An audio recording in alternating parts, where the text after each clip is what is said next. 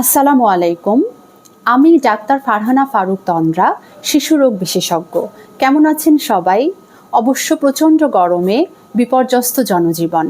তাই এরকম সময়ে আপনাদের সামনে আজ উপস্থিত হয়েছি শিশুদের এই তীব্র গরমে যত্ন নেবার ব্যাপারে কিছু গুরুত্বপূর্ণ তথ্য নিয়ে। প্রথমেই শিশুদের খাবারের ব্যাপারে যদি বলতে চাই, এ সময়ে বাচ্চাদের খাবার কেমন হওয়া উচিত? এ সময়ে শিশুদের খাবার হবে অবশ্যই সহজপাচ্য, যা সহজে হজম করা সম্ভব।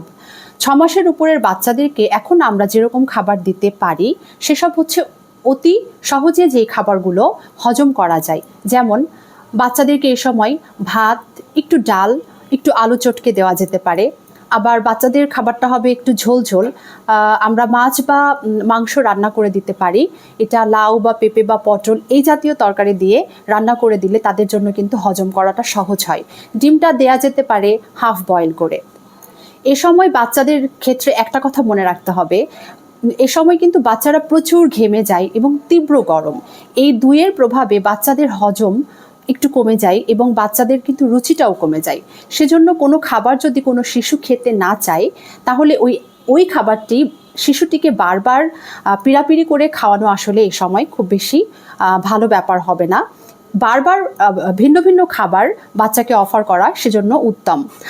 আর দেখা যায় যে অনেক সময় গার্জেন টেনশন করে, মায়েরা টেনশন করে বাচ্চা খাচ্ছে না। আর আমরা তো জানি বাচ্চাদের আসলে প্রিয় খাবারের তালিকায় থাকে চিকেন ফ্রাই অথবা আলুটা একটু ফ্রাই করে, মানে বিভিন্ন জাঙ্ক ফুড। তো অনেকে আমরা ভাবি যে শিশু খাচ্ছে না, তাহলে এই খাবারগুলো আমরা দিই, বাচ্চার অন্তত পেট ভরবে। এইটা ভেবে এই সময় জাঙ্ক ফুড বা ফ্রাইড খাবারগুলো দেওয়া কিন্তু আরও বেশি খারাপ। এই সময় বাচ্চাদের স্টোমাক বা পাকস্থলীকে ভালো রাখাটা আসলে খুব গুরুত্বপূর্ণ, কারণ এই তীব্র গরমে বায়ু এবং পানি দ্বারা যে অসুখগুলো হয় সেগুলো আরও বেশি বেড়ে যায়। এর মধ্যে যদি তাদের পাকস্থলীকে আমরা আরও বেশি সমস্যায় জর্জরিত করি, তাহলে কিন্তু বাচ্চার জন্য আরও বেশি কঠিন হয়ে যায়। সে কিন্তু আরও বেশি ঘন ঘন অসুস্থ হয়ে যেতে পারে। আর এরপরে যা বলবো, আসলে পানি শূন্যতাটা হতে দেওয়া চলবে না।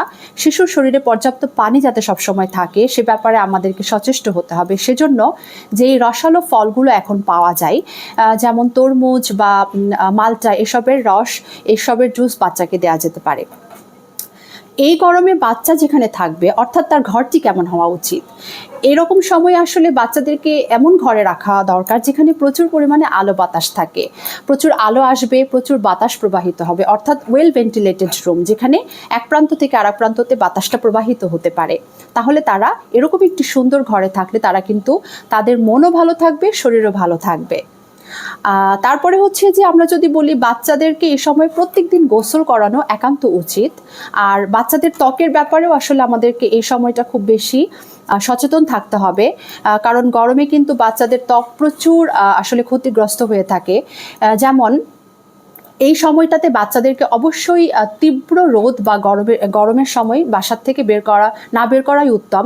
বিশেষ করে এটা হচ্ছে যে 11টা থেকে 4টা বা বেলা 3টা পর্যন্ত এই সময় সূর্যের আলোতে অতি বেগুনি যে রশ্মি, এটা অতিমাত্রায় থাকে, এবং এ সময়ে বাচ্চারা বাসা থেকে বের হয়ে বাহিরে যদি ওপেন প্লেসে যায়, তাহলে কিন্তু তাদের ত্বকের ক্ষতি হতে পারে এবং এই অতি বেগুনি রশ্মি থেকে তাদের নানা রকম সমস্যাতে তারা জর্জরিত হতে পারে। সেজন্য এই তীব্র গরমে বাচ্চাদের আসলে ঘরের মধ্যে রাখাটাই উত্তম। আর যদি তাদেরকে আমরা ঘর থেকে বের করতে চাই, তাহলে একটা সুন্দর পরিবেশে, যখন রোদের তীব্রতা কম থাকবে, তখন আমরা বের করতে পারি, এবং অবশ্য আমরা বাচ্চাদেরকে যখন সাথে নিয়ে যাব, ছাতা ব্যবহার করাটা উত্তম। আর ত্বকের যত্নের ব্যাপারে আরও কিছু বিষয় চলে আসে, যেমন সরিষার তেলটা অ্যাভয়েড করতে হবে। শিশুর ত্বকে সরিষার তেল মাখানোটা একেবারেই ঠিক না, কারণ সরিষার তেল শিশুর ত্বককে আরও বেশি উষ্ণতা, উত্তপ্ততা বাড়িয়ে দেয় এবং র্যাশের সৃষ্টি করে, আর ঘর্মগ্রন্থিগুলোকে ব্লক করে দেয়, যার ফলে আরও বেশি সমস্যা বাড়তে পারে। যদি তেল দেবার প্রয়োজনই হয়, তাহলে কিন্তু অল্প করে এই সময় নারকেল তেল ব্যবহার করা অনেক বেশি ভালো। সরিষার তেলটা আমাদেরকে অ্যাভয়েড করাটাই উচিত।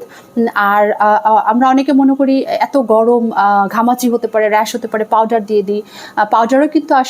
পাউডারেও কিন্তু প্রচুর কেমিক্যালস থাকে। পাউডার ব্যবহারেও কিন্তু বাচ্চাদের শরীরের যে ঘর্মগ্রন্থি সেগুলো ব্লক হতে পারে। এই জন্য পাউডার ব্যবহার করাও যে খুব বেশি ভালো তা কিন্তু না। তো এভাবে আমরা শিশুদেরকে যত্ন নিতে পারি। আর একটা ব্যাপারে খুব বেশি আমাদের সচেতন থাকতে হবে। এই সময় বাচ্চারা প্রচুর ঘেমে যায় এবং শরীরে ঘাম বসে কিন্তু তাদের ঠান্ডা লেগে যায়। তো যাতে করে আমরা বাচ্চাদের শরীরে ঘামটা না বসে যায় বারবার খেয়াল করব, কারণ শিশুরা তো আসলে অনেক খেলতে পছন্দ করে, ওরা অস্থিরতা করতে পছন্দ করে, এটা খুব স্বাভাবিক সহজাত বাচ্চাদের ক্ষেত্রে। তো বারবার ওরা খেলবে, ওরা ঘামবে, কিন্তু আমাদের বড়দের দায়িত্ব হচ্ছে বারবারই তাদেরকে একটা সুন্দর শুকনো সুতি কাপড় দিয়ে সুন্দর করে তাদের শরীরটা মুছিয়ে দিতে হবে, যাতে করে তাদের শরীরে কোনোভাবে ঘাম শুকিয়ে না যায়। এক্ষেত্রে অনেক সময় কিন্তু আমরা কিছু ভুল করে ফেলি, যেমন হয়তো বাচ্চা প্রচুর ঘেমে গেছে, আমরা তাকে ফ্যানের নিচে রেখে দিলাম এবং ফ্যানের বাতাসে বাচ্চার শরীরের ঘাম শরীরে শুকিয়ে গেল, এতে করে বাচ্চা আরও বেশি ক্ষতিগ্রস্ত হলো। এই জন্য যখন শিশুটি ঘেমে যাবে আমরা তখন ফ্যান দিব না, আগে শিশুর শরীর ঠিকমতো সুন্দর করে মুছে তারপরে আমরা তাকে ফ্যানে এক্সপোজ করতে পারি। শেষে যেটা বলতে চাই, 6 মাসের নিচের বাচ্চাদের ক্ষেত্রে কিছু তথ্য আমরা এখানে আপনাদের সাথে শেয়ার করতে চাই। 6 মাসের নিচের বাচ্চাদের ক্ষেত্রে আসলে এই তীব্র গরমে ওদের কষ্টটা আরও বেশি, ওরা তো কিছু বলতে পারে না।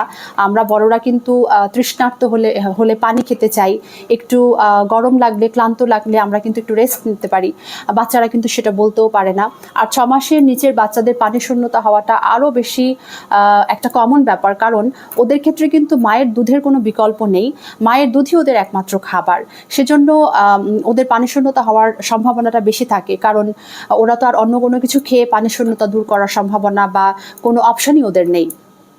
তো এই 6 মাসের নিচের বাচ্চাদের যদি পানিশূন্যতা আমরা না হতে দিতে চাই, শুরুতে আমাদের জানতে হবে যে ওদের ক্ষেত্রে পানিশূন্যতার লক্ষণগুলো কী। সেক্ষেত্রে দেখা যায় এই শিশুদের ঠোঁট বা জিহ্বা একটু ড্রাই লাগতে পারে, ওরা অনেক বেশি কান্না করতে পারে, অস্থির হতে পারে, এবং আমাদেরকে জানতে হবে এই বয়সের বাচ্চাদের সাধারণত সারাদিনে 6 থেকে 8 বার তারা প্রস্রাব করে।